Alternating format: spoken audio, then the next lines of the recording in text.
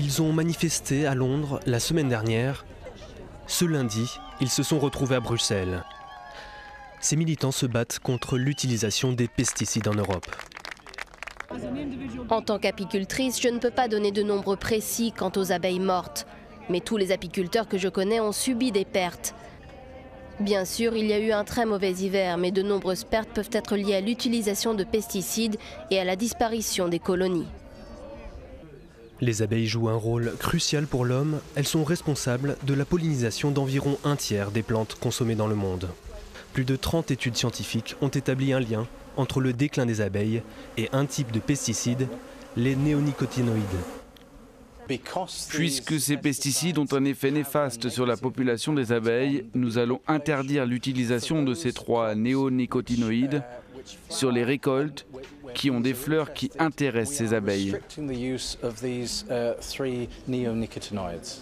L'interdiction prendra effet en décembre et durera 2 ans dans le but de renverser une tendance inquiétante. Ces 10 dernières années, les populations d'abeilles ont fortement et mystérieusement décliné dans le monde. Dominique Sénat est un apiculteur qui a choisi d'installer ses ruches en zone urbaine, à la périphérie de Paris. Ces abeilles se portent bien, loin des champs des agriculteurs et de leurs pesticides. Les ruchers de ville donnent en moyenne par ruche et par an 22 kg. Et en campagne, eh bien, on sait que nos ruchers en campagne donnent, c'est une moyenne, c'est 14 kg par ruche et par an. L'agriculture européenne a recours massivement aux pesticides et 12 pays ont voté contre l'interdiction.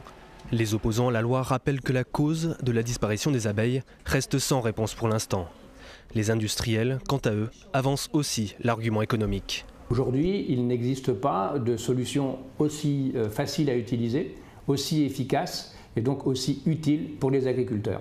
Donc nous allons priver les agriculteurs français et les agriculteurs européens d'outils compétitifs. Et donc nous allons impacter négativement les rendements et la compétitivité de la ferme Europe. Même si l'interdiction des 3 pesticides représente une victoire pour les écologistes, certains admettent qu'il s'agit d'un accord à minima. On aurait souhaité une interdiction à long terme plutôt qu'une suspension pendant 2 ans, puisque 2 ans c'est trop court pour évaluer le réel impact de la suppression de ces insecticides, puisqu'il y a d'autres facteurs qui rentrent en jeu dans la santé des abeilles et sur 2 ans on n'a pas le temps d'évaluer les impacts réels, les effets réels.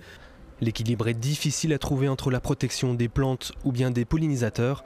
En tout cas, les chercheurs auront 2 ans pour évaluer cette interdiction et lever un voile sur la mystérieuse disparition des abeilles.